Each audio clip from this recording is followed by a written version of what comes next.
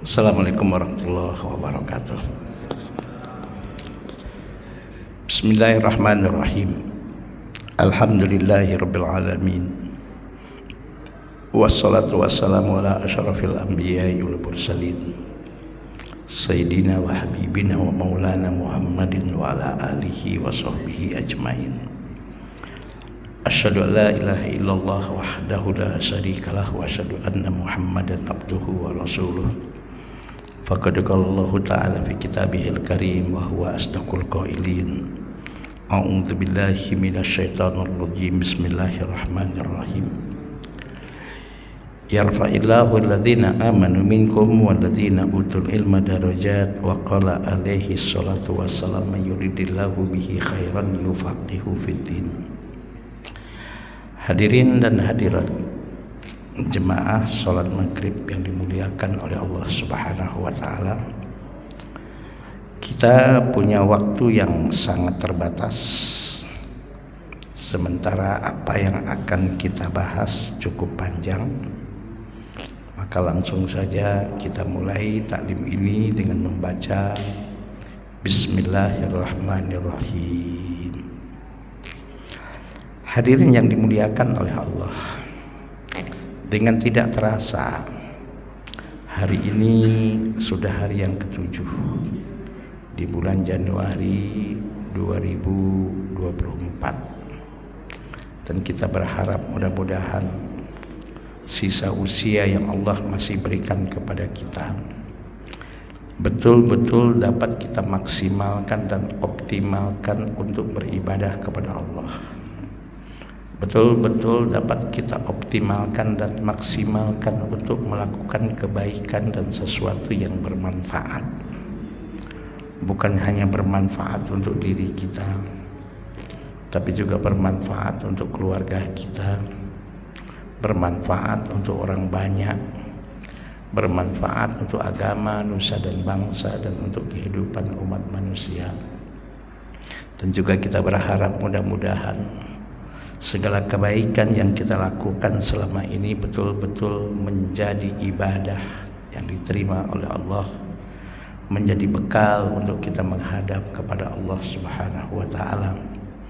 Segala dosa, kesalahan dan kekhilafan yang pernah kita lakukan, Allah ampuni, Allah maafkan, dan sehingga ketika kita kembali kepadanya, kita berharap mudah-mudahan kita mati dalam keadaan beriman. Kita mengembuskan nafas kita yang terakhir dalam keadaan diridhoi oleh Allah, yaitu mati dalam keadaan taat dan beribadah kepada Allah. Mati dalam keadaan setelah taubat kita diterima oleh Allah, yang disebut dengan mati dalam keadaan husnul khatimah. Amin ya rabbal alamin. Hadirin yang dimuliakan oleh Allah, mari sama-sama kita merenung akan satu peringatan dari Rasulullah sallallahu alaihi wasallam akan satu zaman, akan satu era, akan satu kondisi yang dialami oleh umat manusia. Dan kita berharap mudah-mudahan apa yang diingatkan oleh Rasulullah dalam hadis ini tidak berlaku dalam kehidupan kita. Dan kita berharap mudah-mudahan apa yang diingatkan oleh Rasulullah dalam hadis ini betul-betul mampu jadi peringatan sejak dini bagi kita untuk tidak melakukan apa yang diingatkan oleh Rasulullah dalam hadis ini, yaitu satu hadis sahih yang diriwayatkan oleh Al-Imam Al-Bukhari dan Imam Muslim. Apa kata Rasul?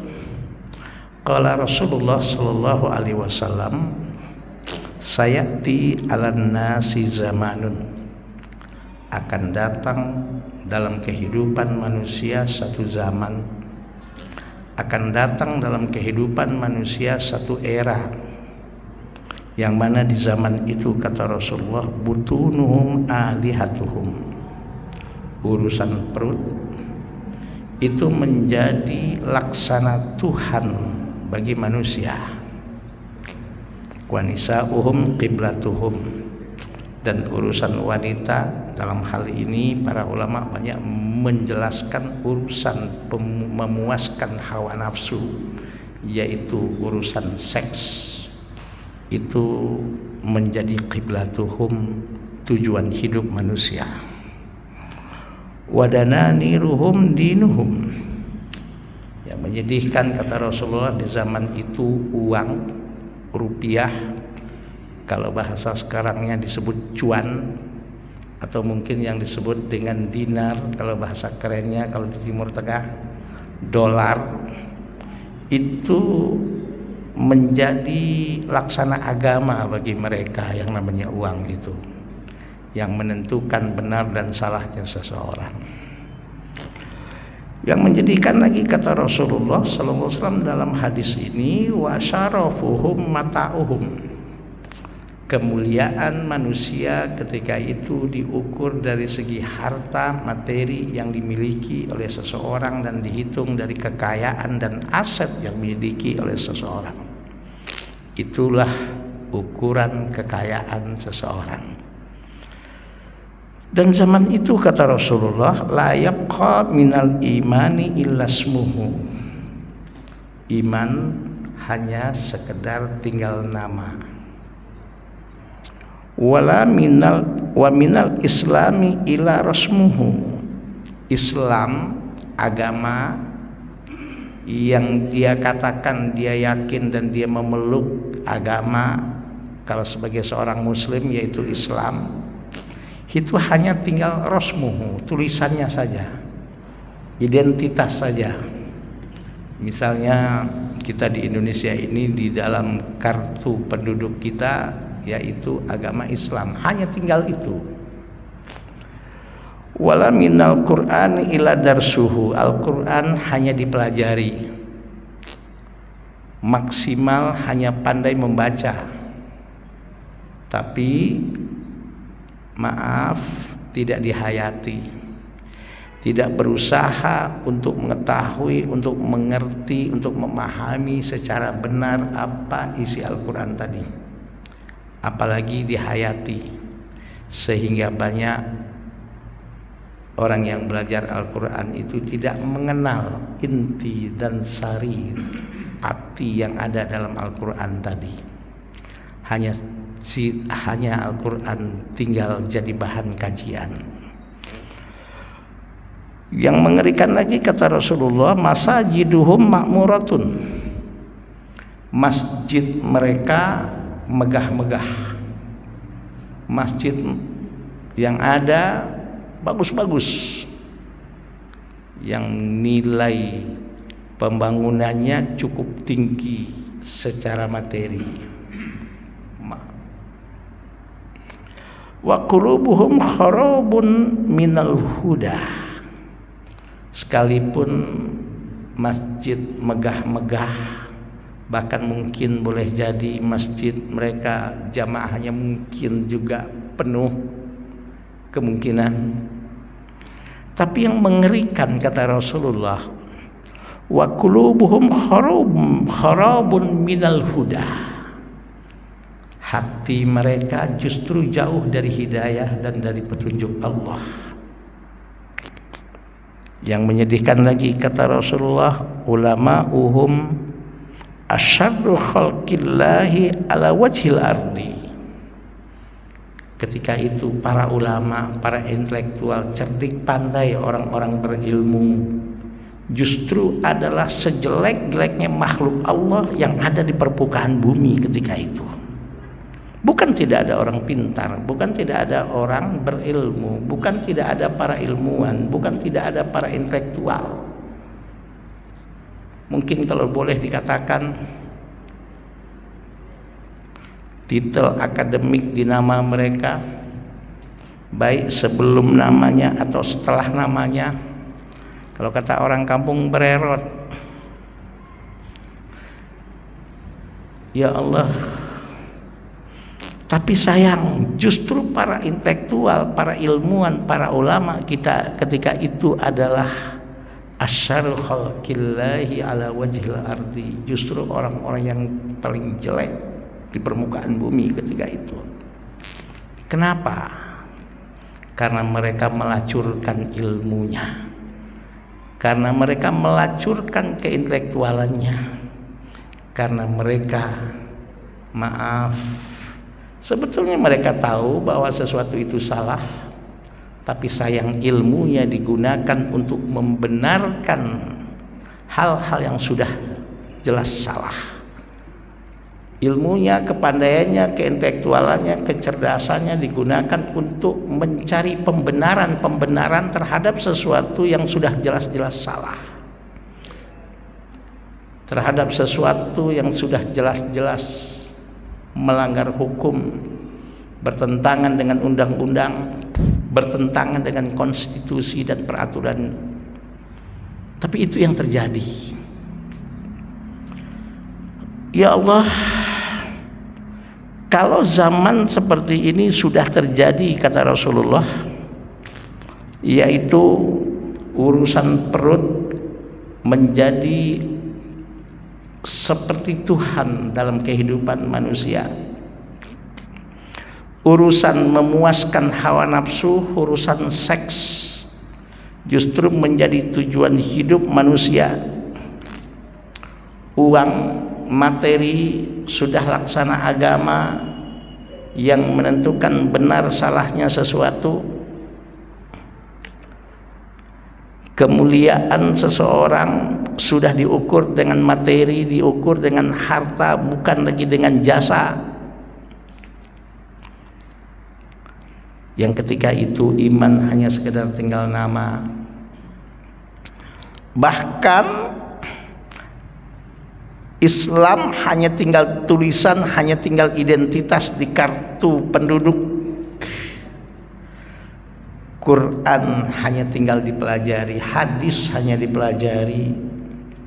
Tadi tidak berusaha untuk mengerti, untuk memahami dengan benar, dan tidak berusaha untuk menghayati ayat-ayat dan hadis-hadis tersebut, apalagi untuk dijadikan pedoman hidup untuk diamalkan dan dipraktekkan dalam segala aspek kehidupan. Walaupun ketika itu, kata Rasulullah, masjid ramai, bahkan mungkin bangunannya juga bagus-bagus, megah-megah, tapi yang menyedihkan, kata Rasulullah, yang di dalam masjid saja, apalagi yang di luar masjid. Wa qulubuhum kharabun minal huda, hati mereka jauh dari hidayah Allah. Yang menyedihkan, yang saya katakan tadi, yang kita akan nyatakan tadi, ulama'uhum asyarru khalqillahi ala wajhil ardi, justru para ilmuwan, para intelektual, para ulama mereka, cerdik pandai yang ada pada waktu itu justru adalah sejelek-jeleknya manusia dan sejelek-jeleknya makhluk Allah yang ada di permukaan bumi ketika itu. Kenapa? Karena mereka melacurkan keintelektualan mereka, karena mereka melacurkan ilmu mereka, karena mereka sudah tidak tahu lagi yang mana yang benar dan salah. Bahkan kepandaian, kecerdasan, keintelektualan mereka digunakan untuk membenarkan hal-hal yang sudah pasti salah. Sudah hilang rasa malu. Dicari pembenaran terhadap sesuatu yang sudah pasti salah. Sudah tidak ada lagi yang namanya etika, sudah tidak ada lagi yang rasanya malu. Ilmu digunakan untuk membenarkan hal-hal yang sudah jelas-jelas salah, untuk mencari pembenaran terhadap hal-hal yang sudah jelas salah, untuk mencari pembenaran terhadap hal-hal yang sudah bertentangan dengan peraturan undang-undang, bahkan konstitusi. Sudah nggak ada malu lagi.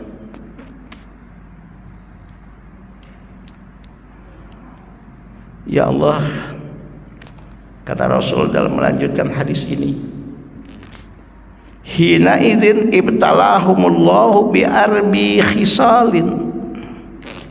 Kalau zaman seperti ini sudah terjadi dalam kehidupan manusia, pertanyaannya, kenapa terjadi? nanti dibahas oleh Rasul dalam akhir hadis ini. Kalau zaman begini sudah terjadi, kondisi begini sudah terjadi dalam kehidupan manusia, otomatis dalam kehidupan manusia itu akan terjadi 4 hal yang sudah susah untuk dihindari. Yang pertama, kata Rasul, jurun minas sultan, yang akan naik dan akan tampil para pemimpin-pemimpin yang jahat, yang sudah tidak ada lagi rasa cinta dan kasih sayang kepada rakyat mereka, yang akan tampil kepada di dalam kehidupan masyarakat ketika itu adalah pemimpin-pemimpin yang berkhianat,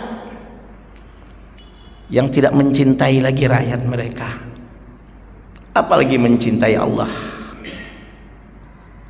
Yang penting untung, yang penting bagaimana mereka berkuasa dan bagaimana mereka mendapatkan kekuasaan dan bagaimana mereka bisa mempertahankan kekuasaan.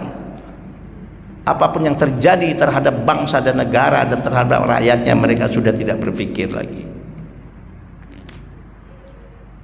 Mudah-mudahan ini tidak terjadi pada bangsa kita, apalagi kita tahu dalam waktu dekat ini kita akan memilih pemimpin di negeri ini.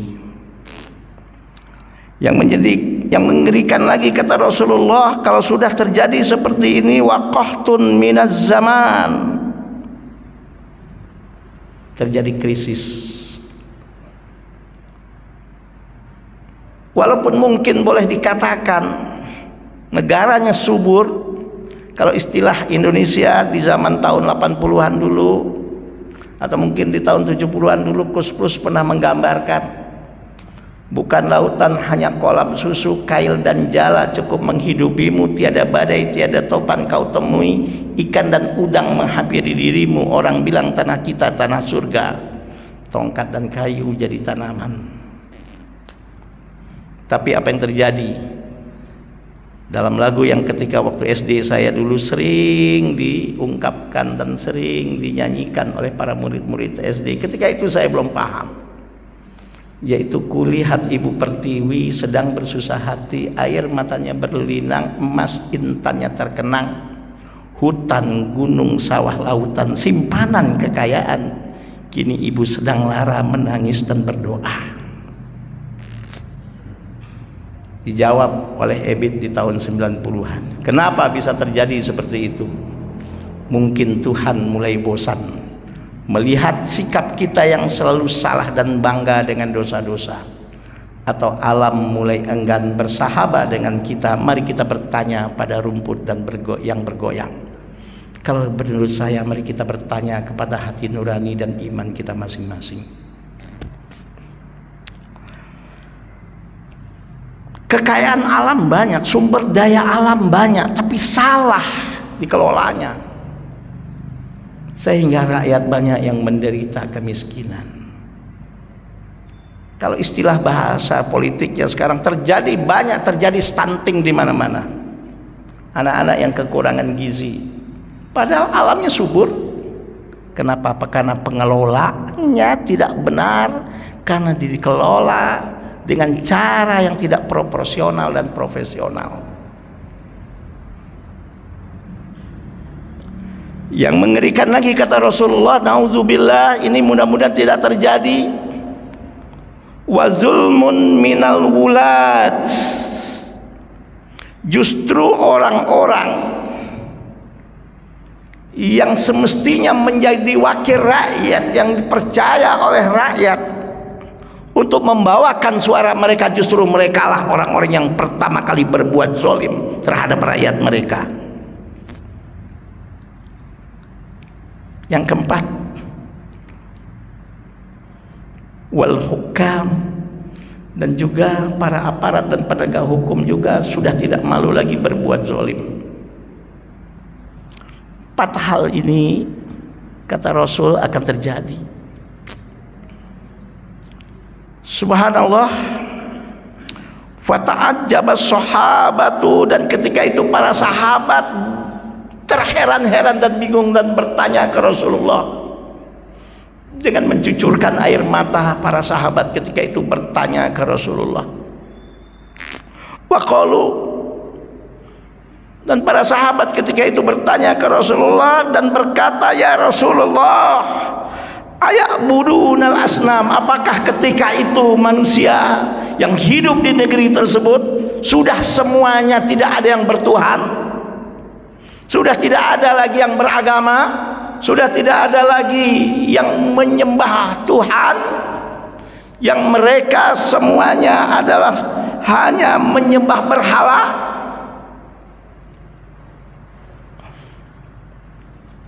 Rasulullah dengan berat hati ketika itu menjawab, "Na'am," kata Rasulullah, "ya, kullu dirhamin indahum sonam." Ketika itu kata Rasulullah, setiap dirham, setiap rupiah, setiap dolar, apa yang disebut cuan, apa yang disebut harta, apa yang disebut uang, apa yang disebut materi, ketika itu sudah menjadi apa? Berhala mereka, dan mereka sudah diperbudak dengan harta, dengan materi. Inilah jawaban dari Rasulullah sallallahu alaihi wasallam. 1400 tahun yang lalu Rasulullah sudah mengingatkan kita sebagai umatnya. Supaya apa? Supaya kita jangan mempertuhankan harta. Supaya apa? Supaya kita jangan menjadi budak-budak harta dan budak-budak materi. Sebab kalau manusia sudah menjadi budak harta dan jadi budak materi, itulah tadi yang kata Rasulullah, yang digambarkan yang akan terjadi dalam kehidupan umat manusia.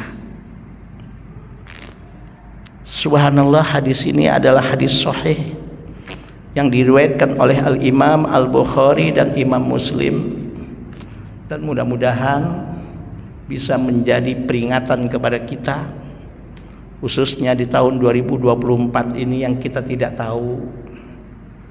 Bisa jadi 2024 ini menjadi waktu yang terakhir Allah berikan dalam kehidupan kita. Yang sering saya katakan,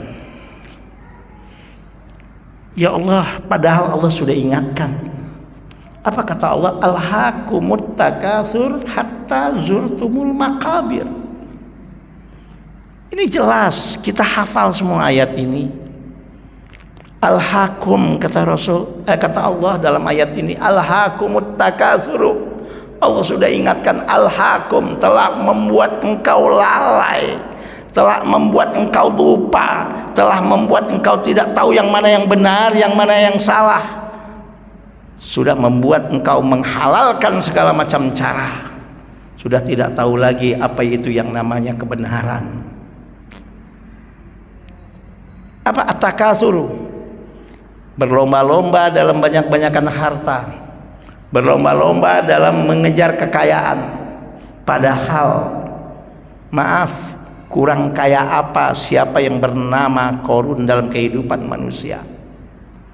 Ujung-ujungnya Korun pun dimatikan oleh Allah dalam keadaan hina, dalam keadaan bergelimang harta, dan dalam keadaan kaya, dalam keadaan mempunyai kekayaan yang begitu banyak, sehingga dalam kehidupan manusia, yang nggak usah jauh-jauh di Parung ini misalnya, kalau ada orang yang menggali sumur, menggali lubang, mendapatkan kotak, pas dibuka kotak itu, subhanallah, berisi perhiasan.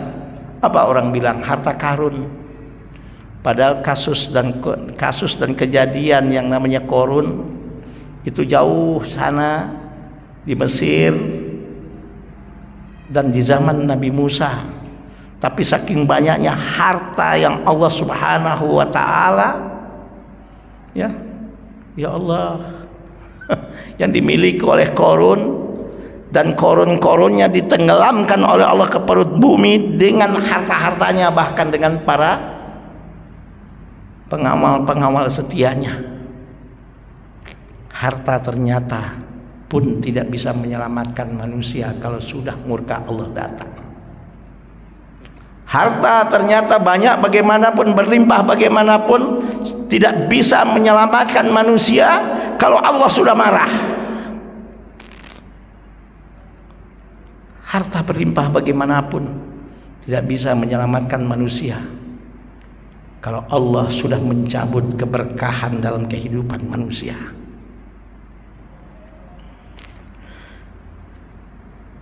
Makanya itu Allah katakan alhaakumut takatsuru hatta zurtumul maqabir. Sampai kau mati, sampai kau mengembuskan nafasmu yang terakhir, kau nggak akan pernah merasa puas, nggak akan pernah merasa cukup, nggak akan pernah berhenti. Kita tahu siapa yang bernama Fir'aun, kita tahu siapa yang bernama misalnya Namrud dalam kehidupan manusia. Seorang penguasa yang kurang berkuasa apa? Bahkan mereka pernah mengaku dirinya adalah Tuhan. Fir'aun misalnya mengaku dirinya Tuhan karena tidak pernah sakit. Siapa penguasa di dunia ini sekarang yang tidak pernah sakit? Siapa penguasa di dunia ini yang seperti Fir'aun? Tapi Fir'aun pun ternyata tinggal sejarah dalam kehidupan manusia. Ditenggelamkan pun oleh Allah di tengah lautan dalam keadaan hina. Bahkan dengan para prajurit-prajurit dan tentara-tentara yang setia kepadanya. Bahkan mayatnya pun diselamatkan oleh Allah untuk bisa menjadi pelajaran dalam kehidupan umat manusia. Dan sampai saat ini mayatnya Fir'aun pun bisa kita saksikan, yang disimpan di Museum Nasional di Kairo, Mesir, yang alhamdulillah saya sudah pernah melihat langsung mayat jenazah Fir'aun yang tersimpan di Museum Nasional di Kairo di Mesir tersebut. Fir'aun tinggal cerita, Fir'aun tinggal sejarah. Usikum wa nafsi wa iyaya bitaqwallah. Kenapa Allah ingatkan alhaakumut takatsur hatta zurtumul maqabir? Karena yang namanya harta, yang namanya materi, yang namanya jabatan, yang namanya kekuasaan, apapunlah yang namanya kemewahan, itu sangat erat berhubungan dengan apa yang disebut dengan kemauan dan hawa nafsu. Dan hawa nafsu tersebut tidak akan pernah merasa cukup dan tidak akan pernah merasa puas-puasnya. Gak usah kita tanya orang lain, tanya diri kita saat ini misalnya. Ayo kita jawab dengan terus terang. Kalau ada orang bertanya pada diri kita sekarang, hai, maunya kau sekarang punya uang berapa banyak? Maunya kau punya kekayaan berapa banyak? Pasti jawaban kita sebanyak-banyaknya. Maunya. Tapi pertanyaannya adalah, oke, maunya seperti itu. Apa pertanyaannya adalah, kita akan mati, kita akan meninggalkan dunia ini, dan kita hidup di dunia ini dibatasi oleh dimensi waktu, bahkan oleh dimensi kekuatan fisik. Ayo, apalagi umat Rasulullah SAW ini. Ketika Rasulullah ditanya oleh para sahabat, ya Rasulullah, minta kepada Allah agar umur umatmu itu panjang-panjang seperti umat terdahulu. Rasulullah tidak menjawab, hanya menyatakan umur umatku mayoritas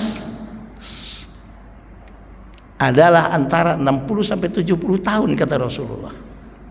Walaupun ada yang sampai 80 tahun, walaupun ada yang sampai 90 tahun, tapi minoritas sekali. Tapi banyak sekali umatku, kata Rasulullah, ketika umurnya sudah masuk 60 sampai 70 tahun, disitulah masa kritis umatku, dan disitulah masa akhir umatku hidup di dunia ini. Kita dibatasi dengan dimensi waktu. Bagaimanapun kehidupan kita akan berakhir di dunia ini. Dan jangan menganggap kematian berakhir semua persoalan, tidak. Justru dalam iman kita yang sering kita bahas di tempat ini, subhanallah, mudah-mudahan usikum wa nafsi wa iyaya bitaqwallah, Kematian justru awal di mana kita akan memulai kehidupan yang baru yang tidak ada akhirnya. Kematian justru kita akan mulai mendapatkan hasil dari apa yang kita lakukan ketika hidup di dunia ini. Faman ya'mal mithqala dzarratin khairan yarah wa man ya'mal mithqala dzarratin syarran yarah. Sekecil apapun kebaikan yang kita lakukan, kalau iman dasarnya kebaikan itu kita lakukan, yakinlah kita akan mendapatkan balasan dari kebaikan yang kita lakukan tadi. Tapi sebaliknya, sekecil apapun dosa, maksiat, kemungkaran, kezaliman yang dilakukan, kalau tidak sampai bertaubat, sampai menghembuskan nafas terakhir, tidak ada yang bisa lari untuk mendapatkan hasil dari kezaliman, dari dosa, maksiat, dan kemungkaran yang ia lakukan tersebut. Maka usikum wa nafsi wa iyaya bittaqwallah. Pertanyaannya adalah, apa sih sesuatu yang bisa menghindarkan kita dari untuk tidak terjerumus ke dalam kondisi yang kita menjadi na'udzubillah untuk menjadi budak-budak harta dan budak materi. Sebetulnya Allah Subhanahu wa taala sudah nyatakan dalam surat Al-A'raf ayat 96, walau ana ahlal qura amanu wattaqau la fatahna alaihim barakatim minas sama'i wal ardh. Kalau penduduk satu negeri menjadikan iman landasan kehidupan mereka dan takwa yang menjadi tujuan hidup mereka, artinya adalah apapun dia, siapapun dia, dimanapun dia, apapun profesinya, sebagai pedagang kah, sebagai pengusaha kah, sebagai pemimpin kah, sebagai politisi kah, sebagai aparat dan penegak hukum kah dia, sebagai seorang bapak kah dia, kepala rumah tangga kah, sebagai seorang guru kah dia, petani, nelayan, apapun profesi orang tersebut, kata Allah, kalau iman yang menjadi landasan kehidupan mereka, wattaqau, karena tujuan hidup mereka adalah bagaimana mereka menjadi manusia-manusia yang muttaqin di hadapan Allah, menjadi pemimpin, bagaimana dia berusaha menjadi pemimpin yang bertakwa di hadapan Allah, menjadi aparat dan penegak hukum, bagaimana dia menjadi seorang pemimpin yang bertakwa di hadapan Allah, menjadi seorang politisi, bagaimana dia menjadi seorang politisi yang bertakwa di hadapan Allah, menjadi pengusaha, entrepreneur, bagaimana dia menjadi seorang entrepreneur, pengusaha yang bertakwa di hadapan Allah, menjadi seorang istri, bagaimana dia menjadi seorang istri yang bertakwa di hadapan Allah, apapun profesinya sampai dia menghembuskan nafas yang terakhir. Kalau ini yang sudah menjadi komitmen, Allah langsung mengatakan dan janjikan la fatahna alaihim barakatim minas sama'i wal ardi. Pasti kata Allah, aku garansi, aku jamin, aku bukakan dalam kehidupan mereka keberkahan yang turun dari langit, bahkan yang keluar dari perut bumi, semua membawa keberkahan dari Allah Subhanahu wa taala. Yang ciri-cirinya semua membawa kepada kondisi semakin dekat kepada Allah dan ibadahnya semakin baik kalau sudah keberkahan itu diberikan oleh Allah, yang membawa kepada manusia-manusia yang tawadu, yang rendah hati, dan manusia-manusia yang tidak sombong dan tidak angkuh dan tidak zalim, yang membawa kepada kehidupan manusia apapun yang Allah berikan, apapun yang Allah amanahkan, diamanahkan ilmu, diamanahkan pangkat dan jabatan, semua mendatangkan kebaikan dan hal-hal yang bermanfaat, bukan hanya untuk dirinya, bukan hanya untuk keluarganya, bukan hanya untuk banyak, bahkan untuk kehidupan umat manusia, bangsa dan negara, dan terutama agamanya. Tapi sayang kata Allah, walakin kadzabu, yang terjadi adalah mereka membohongi Allah. Agama dan iman tidak dijadikan sebagai landasan kehidupan, tapi hanya dijadikan sebagai alat untuk mendapatkan kehidupan. Agama dan iman tidak dijadikan sebagai landasan dalam mencari kekayaan, tapi hanya sekedar alat untuk mendapatkan kekayaan.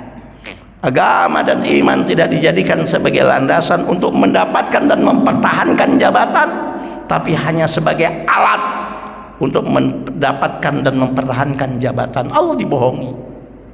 Kalau ini masih tetap berlaku dan ini masih tetap dijalankan dan tidak mampu mengambil hikmah dan pelajaran, Allah katakan fa akhaznahum bima kanu yaksibun. Jangan salahkan kalau berbagai macam bencana dan musibah, terutama yang 4 tadi yang diingatkan oleh Rasulullah, masih tetap terjadi dalam kehidupan manusia. Terakhir, ada satu ungkapan kata hikmah yang diungkapkan oleh seorang mufasir dari Mesir, seorang ulama yang sangat fenomenal dan terkenal, yaitu seorang syekh yang bernama Mutawalli Sya'rawi, yang juga beliau menulis tafsir. Apa kata beliau? Lau alimal abdu maqasidal aqdar labaka min su'i zannihi billahi ta'ala. Kalau siapapun hamba Allah ini tahu, mengerti tentang apa maksud-maksud dan tujuan takdir-takdir yang sudah ditentukan oleh Allah dalam kehidupan manusia, maka labaka min su'i zannihi billahi ta'ala, siapapun manusia itu pasti akan menangis karena buruk sangkanya kepada Allah Subhanahu wa ta'ala. Artinya adalah segala yang terjadi itu bukan karena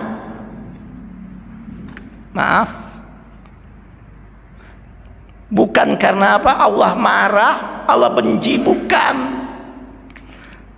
Hal-hal yang terjadi itu karena apa? Karena dosa kita, karena kesalahan kita, yang kita tidak mau mengambil hikmah dan pelajaran, dan kita bangga dengan dosa maksiat dan kemungkaran yang kita lakukan. Nah, mudah-mudahan kita semua tidak menjadi manusia-manusia yang menjadi budak harta, budak materi, dan mudah-mudahan kapanpun dan dimanapun dan sedang apapun kita, ketika Allah mengutus malaikatnya untuk mengakhiri hidup kita, kita memohon kepada Allah, mudah-mudahan kita mati dalam keadaan beriman, kita mati dalam keadaan diridhoi oleh Allah, yaitu mati dalam keadaan husnul khatimah. Dan mudah-mudahan bangsa ini yang tidak lama lagi memilih pemimpin, akan lahir pemimpin di tanah air ini, seorang pemimpin yang mencintai Allah dan Allah mencintainya, seorang pemimpin yang dicintai oleh rakyatnya dan pemimpin tersebut mencintai rakyatnya, seorang pemimpin yang jujur, seorang pemimpin yang amanah, yang betul-betul tidak berkhianat kepada rakyatnya, tidak berkhianat kepada bangsanya, tidak berkhianat kepada negaranya, dan betul-betul mampu membawa amanah yang diamanahkan oleh Allah, yang dipercayakan oleh masyarakat untuk memilih mereka. Dan mudah-mudahan juga akan tampil pemimpin-pemimpin yang disebut dengan istilah dalam bahasa agamanya adalah pemimpin yang tabligh, yang menyampaikan apa adanya, yang tidak tipu-tipu, yang tidak merekayasa segala apapun, yang mudah-mudahan betul-betul yang apa adanya, yang untuk kebaikan bangsa dan negaranya. Juga pemimpin yang fatonah, yang cerdas, yang berilmu, yang dengan ilmunya, dengan kecerdasan dan kepandaiannya, Allah Subhanahu wa ta'ala membimbing pemimpin tersebut untuk mampu memberikan solusi, untuk mampu memberikan jalan keluar atas berbagai macam persoalan yang dihadapi oleh bangsa ini. Mudah-mudahan ridho, rahmat dan keberkahan dari Allah senantiasa dilimpahkan oleh Allah dalam kehidupan kita. Silakan kalau ada yang bertanya. Masih lama, Pak? Hah? Ya, oke. Silakan kalau ada yang bertanya. Monggo, Pak. Ya. Yuk, monggo. Pakai ini, Pak, supaya jelas. Iya, ya. Di awalnya sebelum ini dikatakan Allah memberikan untuk membukakan pintu-pintu berkah. Kan kalimatnya kan kalau diwalakan ahlul qura ahlul qura di sini kan kalau dari konteks sebuah komunitas itu kan berarti itu kan keluarga.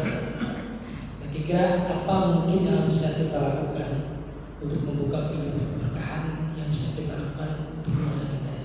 Ya. Sejak proses. Ya. Apa yang bisa kita lakukan? Begini, Bang. Ya. Apa yang bisa kita lakukan? Dalam ayat itu jelas yang kita lakukan adalah kita untuk berikhtiar, berusaha maksimal mungkin untuk menjadi manusia yang bertakwa. Dan kita tahu dalam Al-Hujurat ayat 13 Allah katakan inna akramakum indallahi atqakum. Orang yang paling mulia di hadapan Allah, bukan hanya di hadapan manusia, adalah yang paling tinggi nilai dan kualitas takwanya kepada Allah Subhanahu wa taala. Pertanyaannya adalah takwa itu apa itu sebetulnya. Jadi yang pertama kali apa yang harus kita lakukan, kita harus tahu, mengerti, memahami dengan benar dan menghayati apa itu arti takwa gitu loh. Nah, arti takwa kalau kita belajar ilmu namanya ilmu sorof, morfologinya bahasa Arab, dan ini salah satu tata bahasa dalam bahasa Arab, ilmu sorof. Takwa itu sebetulnya dia sudah menjadi kata imbuhan, bukan kata dasar. Kalau kita buka kamus bahasa Arab, kata dasar dari takwa itu adalah katanya waqa. Waqa yaqi wiqayatan, yang artinya menjaga, melindungi, memprotek.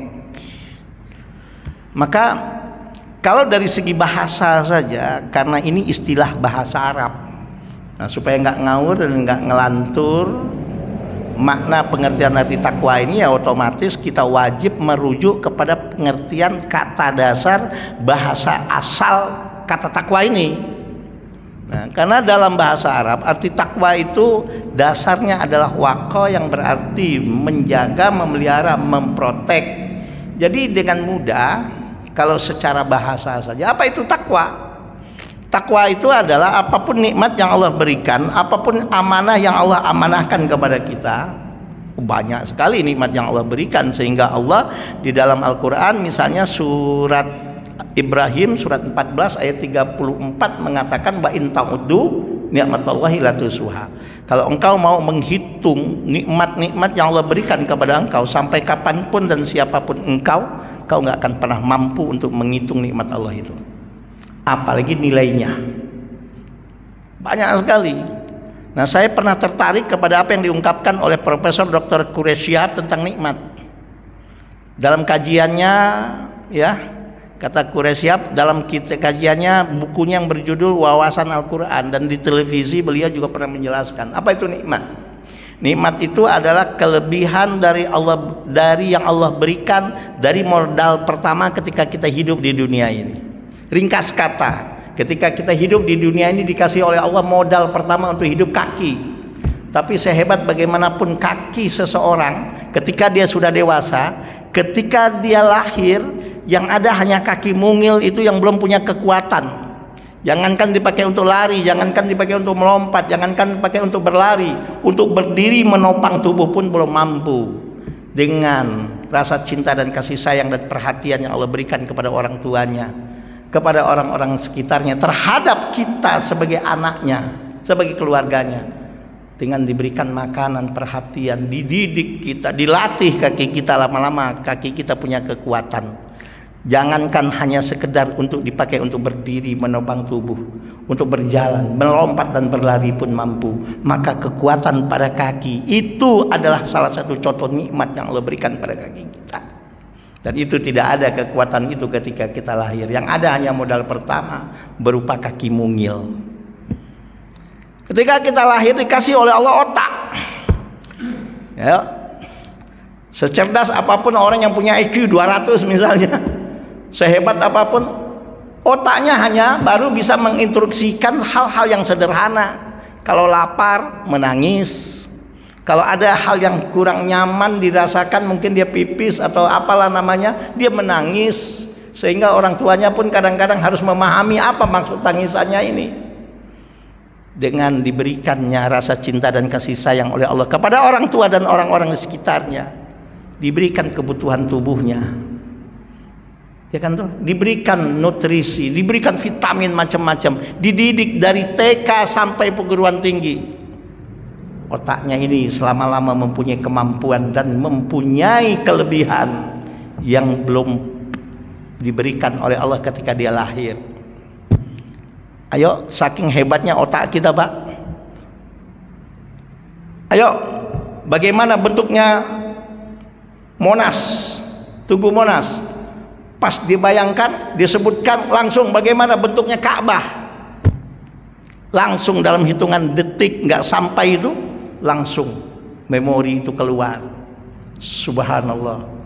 Coba, saking hebatnya otak manusia diberikan oleh Allah. Sekarang, Mbak, dunia itu semakin dekat dengan aja Android. Coba sekarang, kejadian dimanapun sekarang kita bisa lihat, tidak perlu kita hadir. Sampai walaupun kemarin terjadi apa yang disebut dengan musibah dalam kehidupan manusia, COVID.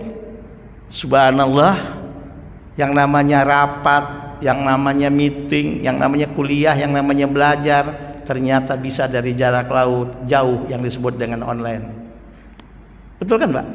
Itu nikmat, kemampuan otak itu dan banyak sekali, sehingga Allah katakan, ya, wa in ta'uddu ni'matallahi la tuhsuha. Nah, orang yang bertakwa diberikan kekuatan pada kakinya, dia tidak akan gunakan kakinya itu untuk melangkah ke tempat dosa dan maksiat. Dilindungi, diprotek.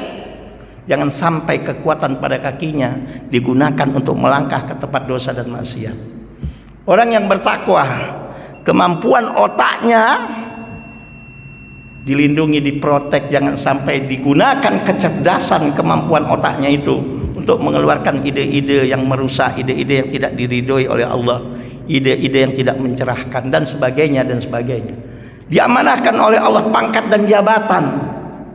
Apa ada seseorang yang mempunyai jabatan, apalah jabatannya, ketika dia lahir sudah menjabat? Tidak ada kan toh? Subhanallah. Orang yang bertakwa dilindungi, diprotek jabatan itu. Jangan sampai dengan jabatan itu dia melakukan dosa, maksiat, dan kemungkaran, dan sebagainya dan sebagainya. Kalau ini yang terjadi karena tujuannya adalah ingin menjadi manusia-manusia yang muttaqin. Apa kata Allah tadi, Pak? La fatahna alaihim barakatim minas samai wal ardi. Pasti kata Allah, lam di sini lam taukid kalau kita belajar ilmu tafsir, yaitu satu garansi dan jaminan dan kepastian yang Allah sudah pasti akan berikan. Dibukakan pintu keberkahan dari langit dan bumi. Nah, mudah-mudahan ini semua bisa dilakukan oleh siapapun. Persoalannya adalah mau apa enggak. Nah, itu persoalannya. Ya, Pak Agus, mau apa enggak? Mau? Kan gitu toh. Mudah-mudahan kita semua menjadi manusia-manusia yang muttaqin, bertakwa dengan segala apapun nikmat yang Allah amanahkan dan Allah titipkan kepada kita, sehingga keberkahan selalu Allah berikan, baik yang turun dari langit maupun yang keluar dari perut bumi. Dan bencana dan musibah yang Allah, yang Rasul ingatkan tadi, jangan sampai terjadi dalam kehidupan kita berbangsa dan bernegara di republik ini. Subhanakallahumma wa bihamdika asyhadu an la ilaha illa anta astaghfiruka wa atubu ilaik. Maaf lahir dan batin. Wallahul muwaffiq ila aqwamit thoriq. Assalamualaikum warahmatullahi wabarakatuh.